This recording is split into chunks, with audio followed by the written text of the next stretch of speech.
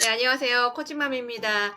지난번 대학 영재원 준비 관련 영상에 이어서 이번 영상은 1차 시험 중에서 창의적 문제 해결 시험 관련해서 말씀을 드릴게요. 대학 영재원을 준비하시는 분들이 많이 질문하시는 게 도대체 창의적 문제 해결 시험이 뭔가요? 어떤 걸 준비해야 되나요? 주변에서 많이 물어보시더라고요. 결론부터 말씀드리면요. 이 시험은 공부의 양으로 승부하는 시험이 아닙니다. 그래서 우리 친구들 보면 선행 많이 한다고 문제집 많이 풀었다고 점수가 확 올라가는 그런 시험이 아니에요. 대학 영재원이 아이들에게 보고 싶은 것은 아이가 얼마나 많이 아는가가 아니라 이 아이가 어떻게 생각하는가라는 것을 보는 겁니다. 그래서 문제를 딱 줬을 때 이 아이가 이 문제를 어떻게 해석하는지 또 왜 그렇게 생각을 하는지 이 문제에 대한 다른 방법에 대해서 고민을 했는지 뭐 이런 것들을 보시면 좋을 것 같아요.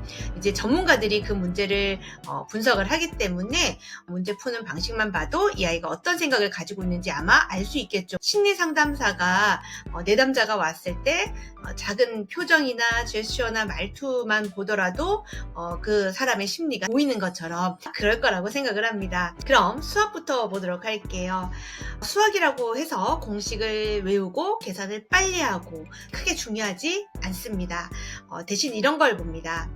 이 아이가 조건을 잘 정리를 했는지, 그림이나 표로 생각을 잘 표현을 했는지, 그리고 한 가지의 방법으로만 접근을 하지 말고 두 가지, 세 가지 방법으로 접근하는 그런 연습들을 하는 게 필요하겠죠.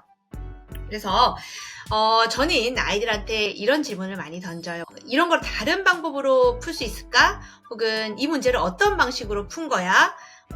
예를 들어서 어려웠던 문제를 풀고 오면 성취감이 생기잖아요. 보통 뭐 한 문제당 10분, 20분, 30분 저는 그 시간이 아깝다고 생각하지 않습니다. 그리고 그 시간에 대해서 그 문제를 풀기 위해서 시간을 투자한 것을 인정을 해줘요. 그리고 그 문제를 푸는 순간 아이가 성취감을 가지고 저한테 가지고 오겠죠. 그리고 저는 와 잘했어 라고 끝나는 것이 아니라 굉장한 호기심 어린 눈빛과 표현으로 야, 그 문제 어떻게 푼 거야? 와, 야, 이거 어떻게 하고 나한테 좀 알려줘 봐봐. 엄마도 너무 궁금해.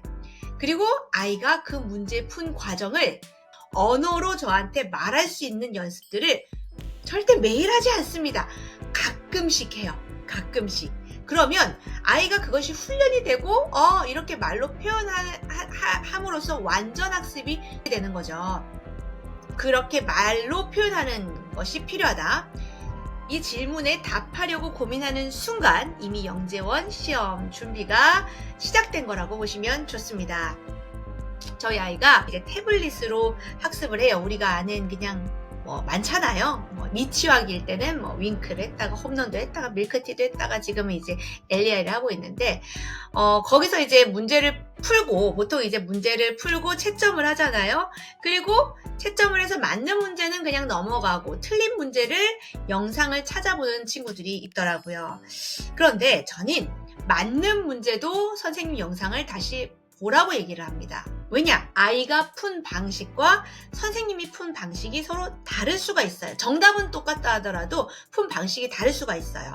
그래서 시간이 조금 남들보다 많이 걸리긴 하지만 그래도 다양한 방식을 기억하고 있을 때 비슷한 문제가 나왔을 때 본인 방식으로 풀리지 않던 것이 이제 선생님이 풀었던 방식이나 또 어딘가에서 접했던 방식들이 결합이 되면 그 문제를 다양한 방식으로 풀어낼 수 있는 어떤 시너지가 발생을 하겠죠. 자, 다음은 이제 과학 같은 경우인데요. 과학도 마찬가지예요.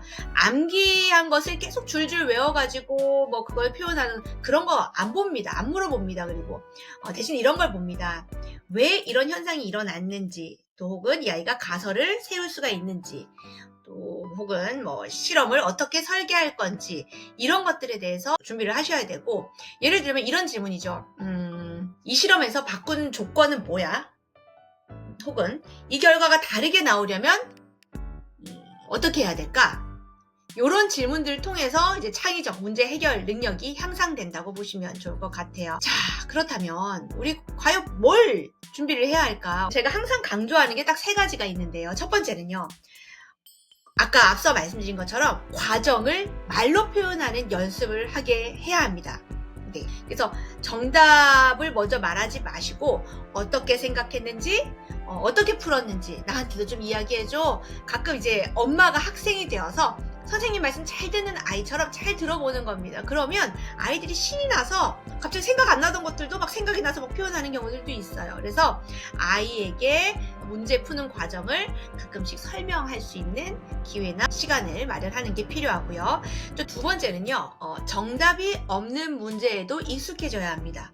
다른 방법도 있을까? 아이들 지금 초등학생이었기 때문에 이제 단원 평가만 간단하게 하잖아요. 그래서 꼭 한두 개씩 틀려요. 예. 보면 이제 틀린 문제 보니까 그냥 단순 연산 문제, 아는데 틀렸던 문제, 뭐 그런 것들 엄마들이 봤을 때 알잖아요. 아니면 좀 난이도가 있었던 문제인지 그것을 물어보는 거예요. 이거 왜 틀렸어? 뭐 이렇게 하지 마시고 혹시 어떤 방식으로 풀었어? 한번 풀어보자. 그러면 이제 아이가 금방 알아요. 아, 엄마 내가 이럴 때는 이렇게 했어야 되는데 내가 여기서 이렇게 했어. 어떤 부분들이 잘못됐는지 또 어떻게 풀어야 되는지 그런 것들을 이제 우리가 복습을 하거나 오답 검토를 좀 할 수 있는 부분들이죠. 그래서 꼭 질문하는 거, 아이들을 지속적으로 생각하게 만드는 거예요. 이런 질문이 아이의 사고를 키우고 확장하고 넓혀가는 방법입니다. 이거는 수학, 과학뿐만 아니라 일상에서도 다 적용이 가능합니다.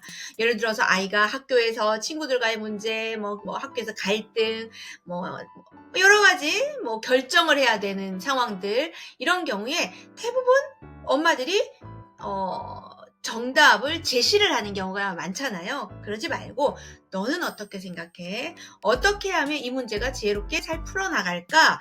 혹은 어떻게 하는 게 좋은 모습일까? 뭐든 괜찮아요. 질문으로 아이의 생각을 자극하고 아이가 스스로 그 문제를 바라보고 답변할 수 있게 자극을 해주는 거예요. 그러면 우리가 일상에서도 사회적 문제 해결 능력도 탁월해질 수가 있다는 거고. 세 번째는요, 제가 1편에서도 말씀드렸지만 독서입니다. 독서. 그냥 독서에서 끝나지 말고 독서가 끝난 다음에 질문을 하는 거예요. 그냥 질문하는 게 어렵다 그러면요, 어떤 내용이야? 라고 물어보는 것도 괜찮아요. 그냥 이 책이 어떤 게 의미 있었어? 어떤 게 너를 흥미롭게 했는데, 우리가 예전에 책을 읽으면 발단, 전개, 절정, 어떤 부분이 절정이었어? 어떤 부분이 너를 굉장히 짜릿하게 만들어.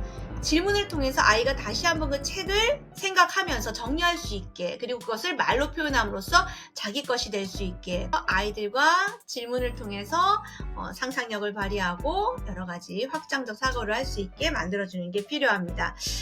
제가 한 가지 예를 들어 보면요, 우리가 호치민에서 2년을 국제학교를 다니고 뉴질랜드에서 6개월 동안 현지 학교를 다녔어요. 아무튼 제가 이제 아이 입학시키고 그때 거기 나이로 이제 6학년 2학기였던 거죠.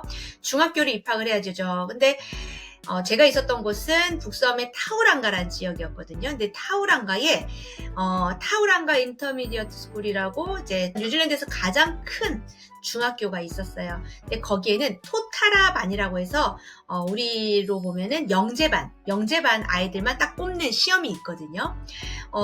한번 봐볼래 했더니 얘도 그런 의지가 있던 거예요. 그 시험을 보겠다는 거죠. 그래서 봤어요. 보자마자 그러니까 이제 시험 보고 나와서 어떤 시험이었어? 그림의 스토리를 만들어 보라는 내용이었다고 하더라고요. 정글 숲속 같은 느낌이었고 거기에 큰 나무가 하나 있었고요. 그리고 나무 옆에 우리나라로 치면 이제 도깨비 같은 약간 희한하게 생긴 한 사람이 이렇게 빼꼼히 나무를 바라보고 있었고, 이제 그 주변에는 이렇게 식물들이 있고 근데 이제 사실 그 장면만 가지고 스토리를 또 쓰기에는 글쎄요, 뭐라고 써야 될지 저는 깜깜한데 아이 이야기를 들어봤어요.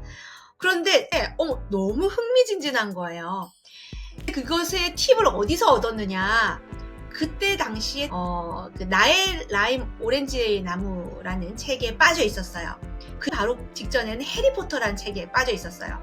거기서 키워드를 얻은 거예요. 그래서 그 해리포터의 어떤 판타지적인 느낌과 제제라는 주인공 이름인데 그 아이를 결합해가지고 스토리를 쫙 만들어냈는데 와, 진짜 어떤 드라마보다 재밌는 스토리인 것 같더라고요. 아무튼 결국은 합격을 했어요.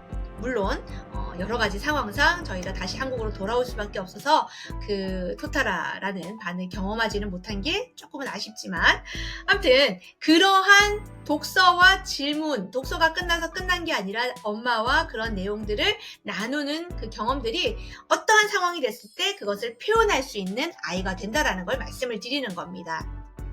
자, 그렇다면 여러분들께 드리고 싶은 말씀은 앞으로 뭔가 틀렸다 맞았다라는 질문은 좀 안 하셨으면 좋겠어요. 왜 그렇게 풀었는지, 어떤 방식으로 했는지, 그런 것들 하우에 대해서 좀 포커스를 맞추셨으면 좋겠고요. 좀 이런 질문 어떨까요? 평소에 왜 그렇게 생각했어? 다르게 생각해 볼 수 있을까? 다르게 생각해 볼 수 있는 방법이 있는지, 또 다른 대안이 있는지 생각을 말할 수 있는 아이, 그 아이가 합격의 비결이라는 걸 말씀을 드립니다.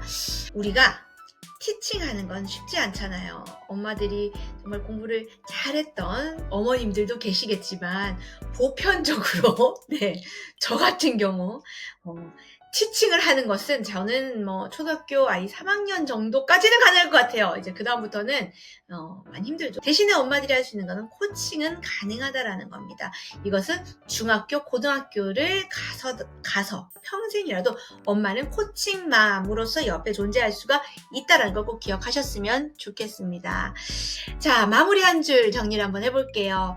대학 영재원 창의적 문제 해결 시험은요, 얼마나 공부하는지를 묻는 시험이 아니라 어떻게 생각하는지를 묻는 시험입니다. 그걸 꼭 기억을 하셨으면 좋겠고요. 1차 시험이었던 창의적 문제 해결 영상은 여기서 마치고요. 다음은 면접 영상을 준비하도록 하겠습니다. 여러분 도움이 되셨다면 좋아요, 구독, 알림 설정 꼭 부탁드리겠습니다. 감사합니다.